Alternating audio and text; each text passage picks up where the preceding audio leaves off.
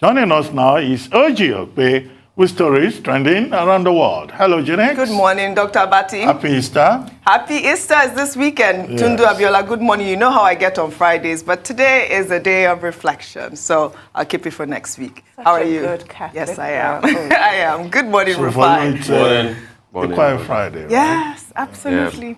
Well, it is. Well, all right. Good morning to you, viewers. Here are some of the stories that are trending across the globe.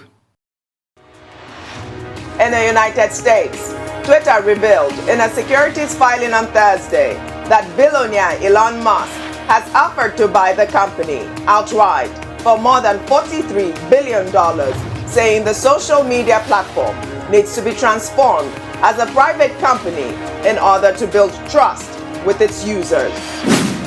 In the United Kingdom, Home Secretary Priti Patel and Rwanda's Foreign Minister Vincent Biruta on Thursday signed a deal that will send some asylum seekers thousands of miles to the East African country.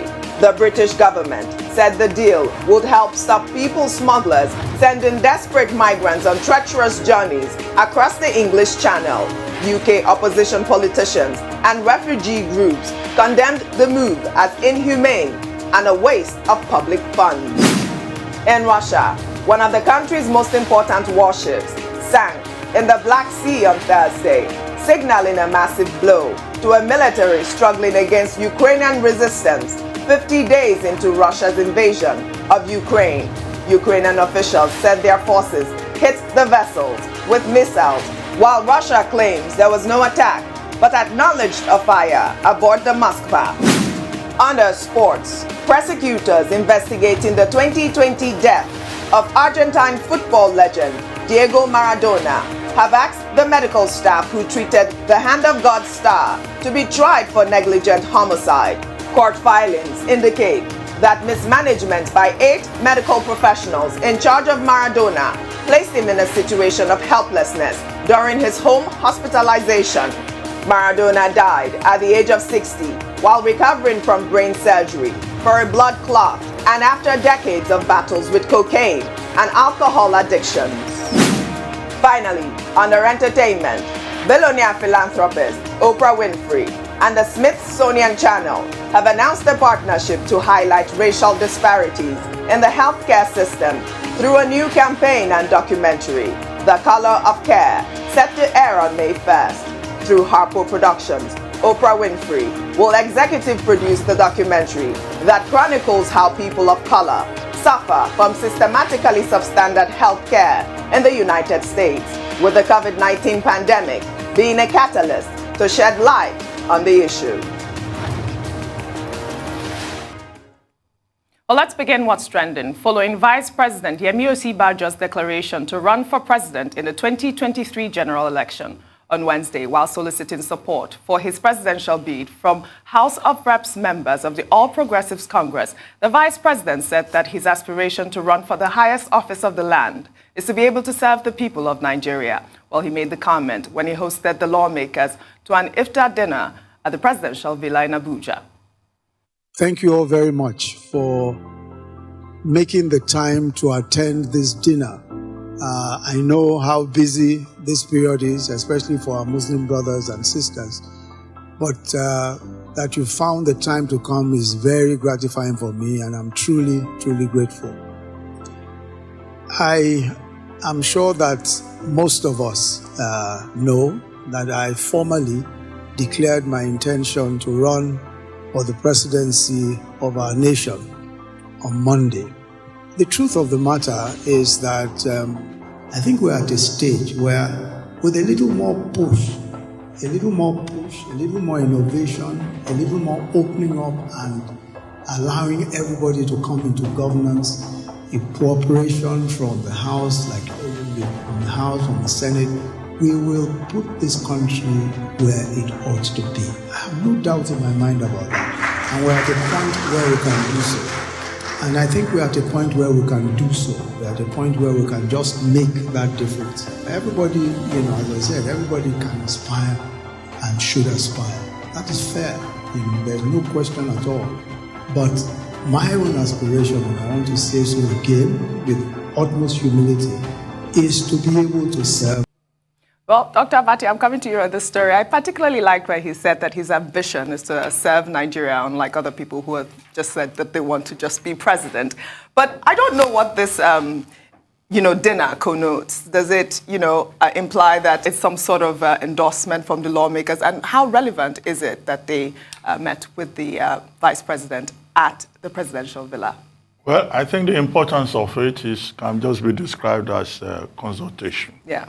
You know, of course, that, every person who has come forward to say, I want to be president of Nigeria, they will tell you, after due consultations. And then they will continue with the consultations. The APC is going to hold its primaries in about a month from now. And it's only proper, for either the vice president or any other aspirant to talk to the relevant stakeholders. And members of the National Assembly, of course, are very important stakeholders.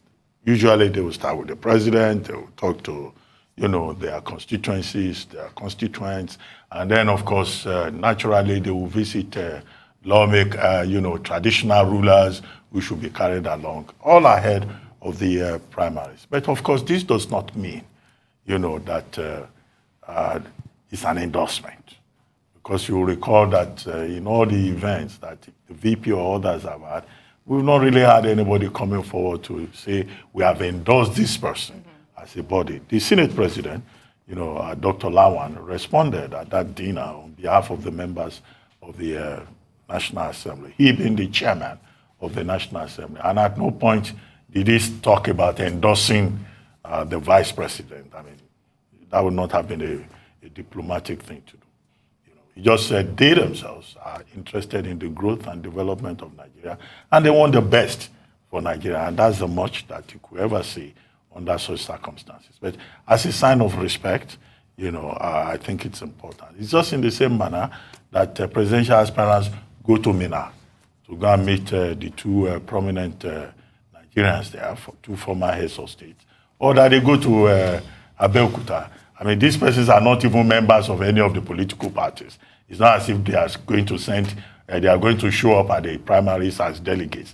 But it's all part of political culture to consult. Right. Not the owners of Nigeria, but stakeholders. Right. Tundu, you're smiling. Well, yes, I'm rather enjoying this increasingly crowded field of aspirants. Yeah. Obviously, the primaries are around the corner that will separate the wheat from the chaff. But right now, everybody can have a go.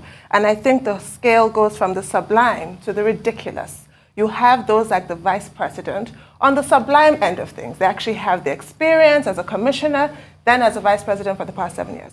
You have APC's national leader and former governor, Asiwaju Tinubu. You have a lot of former governors, former senators, people with experience. You also have people from the third force, such as a Kingsley Moghalu, who obviously has his own experiences as a political heavyweight in his own right. You have, I'm not sure if it's actually officially declared, but Rabi Kwankwaso, who has left PDP and leads a huge movement, the Kwankwasia. And then, yeah, thank you.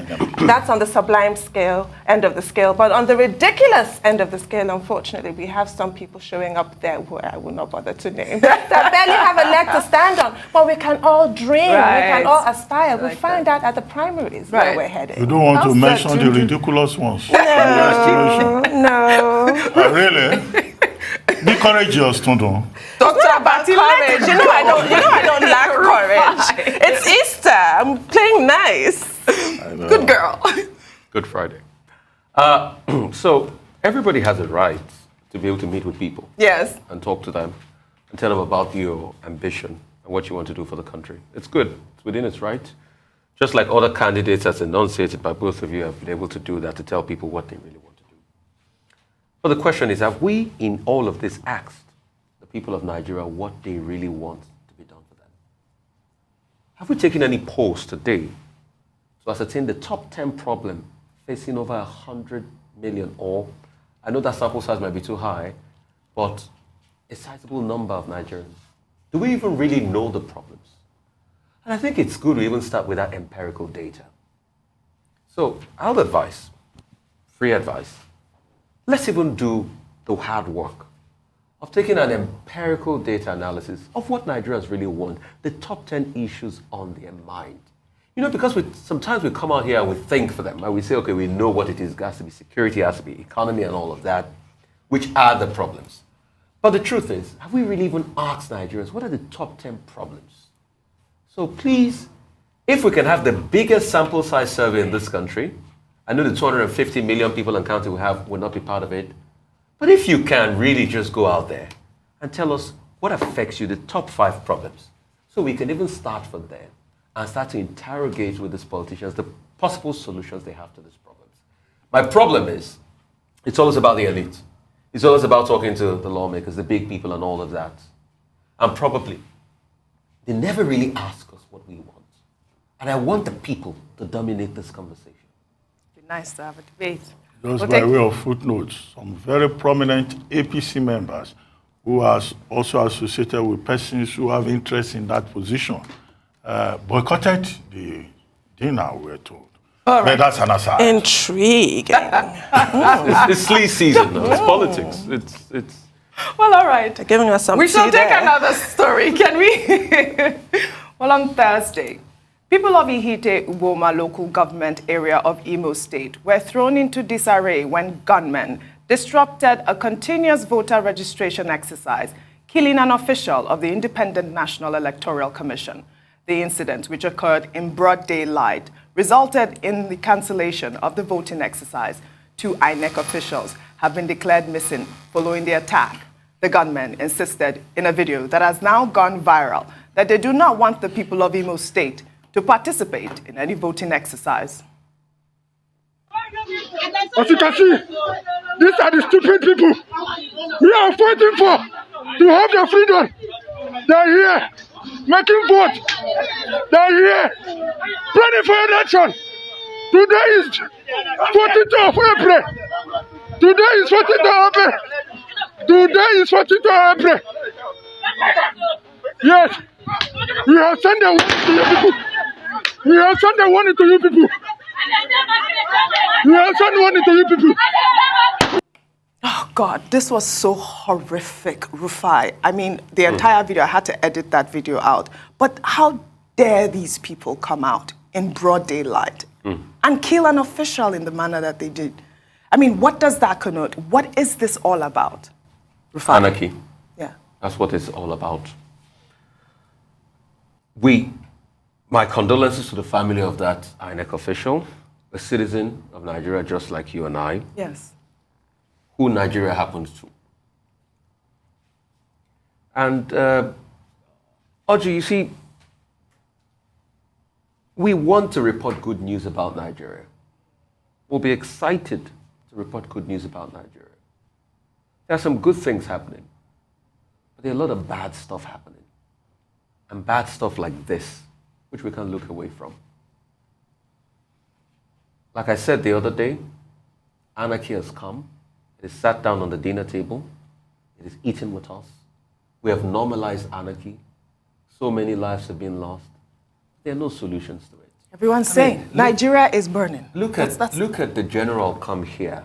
The general, a major general of our repute, come here and say it goes back to the political will. Even quoted Patrick Clemenceau, saying that yes, wars are fought by generals, but decisions are made largely by politicians. So I keep asking, when are we going to stop all this? How much more lives do we have to lose to make the point the politicians want to make with all of this? Because I tell people, bullets are not cheap, guns are not cheap. Somebody must have funded them. And I'm happy that the general enunciated that argument that it's not about poverty. So somebody is fanning the embers of all of this. Somebody is doing this. But we can't seem to and this is bad. Yeah. Because it's not happens to us, we think, oh, we can just glide over it. But this is bad. This is anarchy. Tundu, they had to cancel the exercise. That was the objective in the first place. Yes, so did they succeed? My heart is racing just watching that. You're referring to Major General Ayola, yes, who I spoke to earlier. I'm still processing that conversation. I just cannot believe Nwokore Anthony, as he's been named in the INEC statement, went to work the same way that we've come here to work and did not make it home. He did absolutely nothing wrong. He's helping INEC in the dispensation of democracy in this country, registering voters, and for that he was murdered in cold blood. I mean, words fail me at this point. And according to that statement, this is not the first threat to security. It's just that this is the first time it's resulted in death. So what will happen going forward? Which INEC official will feel comfortable going to conduct any kind of voter registration exercise? For what? It's not worth their lives. Who, as a resident of Imo, would feel comfortable going to an INEC office to get a PVC? So this is another way of taking away people's franchise, a franchise that we earned by blood, I might add. But it's just that at this point, it's just not worth it. And then come election day, what happens then? Because we've heard this before, that election day, nobody should come out. There have to be negotiations. Then they'll say, okay, now you can come out now that we've been appeased. Is that what we're looking at again? Something really needs to be done with this security situation. We've completely lost it as a society when this can happen to an INEC official doing his job. He can just be murdered. And now we're talking now about unknown gunmen.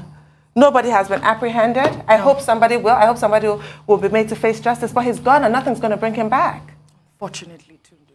Okay. Well, all of this is to be seen in the context of the violence in the Southeast and the emergence in the Southeast of non-state actors who do not want people to go out to work on Mondays. They've imposed a compulsory curfew on all the states of the Southeast.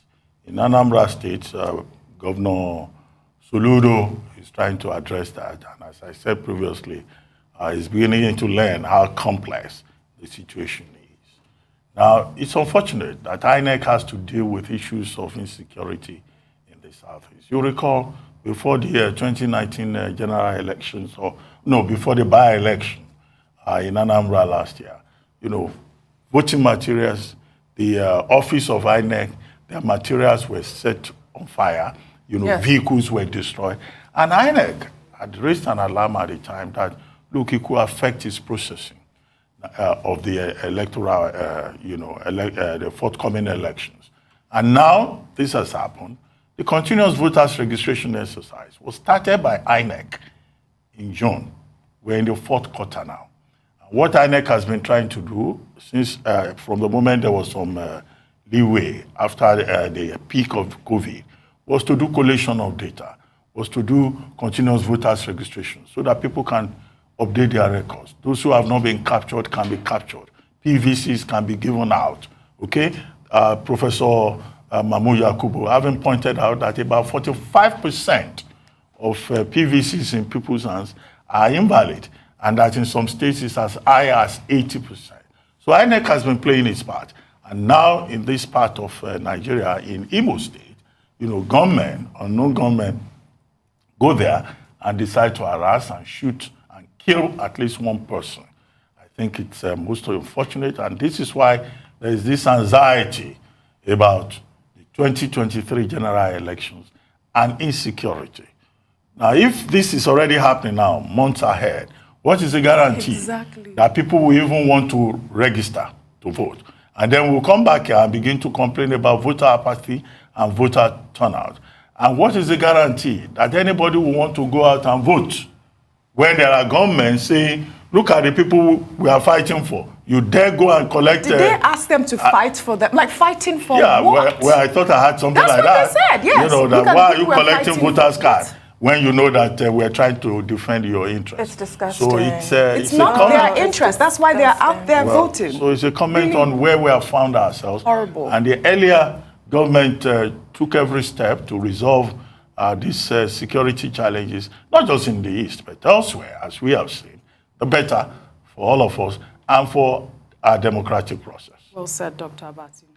We shall take our final story, highlighting the plight of victims of the Kaduna-Abuja train attack.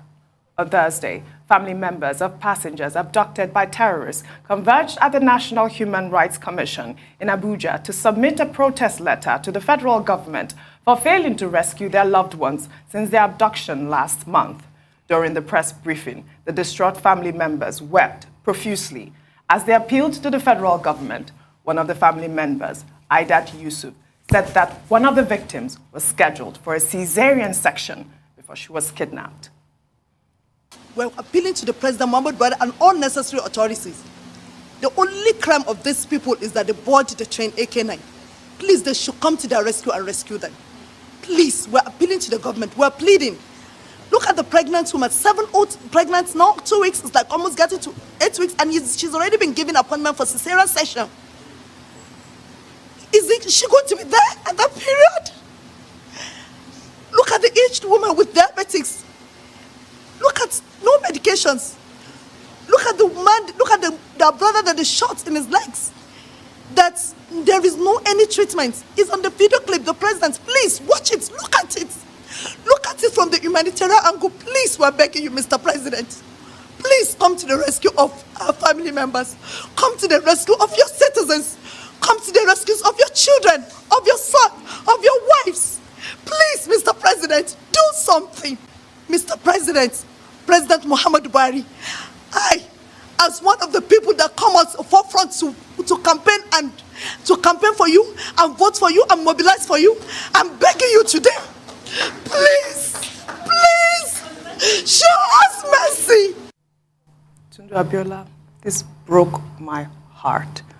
You know what I thought about that woman who was scheduled for the cesarean section? What is her fate at this point? Oh, Ojy, it doesn't bear thinking about, honestly. I think all I can just do is join the families to beg the federal government to do something and get these people out of there. They have to be released. This is so, I mean, we've had Idayat Yusuf on the show speaking in the manner that she did. It humanizes those people who have been abducted. They're not just figures. These are people who are loved. These are people's family members. And it could be any one of us. Tomorrow, it just might be. What is going on? And nothing has been done. And I have to say, the fact that the families had to go to the Human Rights Commission, and I want to thank the Human Rights Commission for actually receiving them and treating them like fellow human beings, offering them a seat, giving them the chance to speak. That actually speaks volumes to me, because it has been reported that they've tried other government agencies, government officials, and they have been ignored. And that, I'm sorry, has to be condemned. It has to be called out. It's completely wrong. People have the right. What has been done to all these families is a crime, as far as I'm concerned.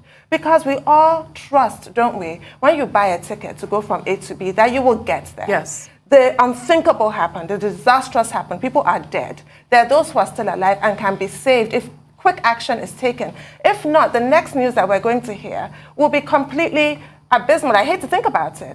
A woman who can only, because I watched the full interview, she has a medical history, which she needs that cesarean section. She didn't book a cesarean section because it was an idea of a good time. No. It's something that she needs. It's an intervention that she must have. If she does not have it, the consequences are unimaginable. So urgent action has to be taken. This is too much. One of the family member there collapsed during that meeting. She fainted. She just couldn't help herself. I can imagine. It's very painful to watch this.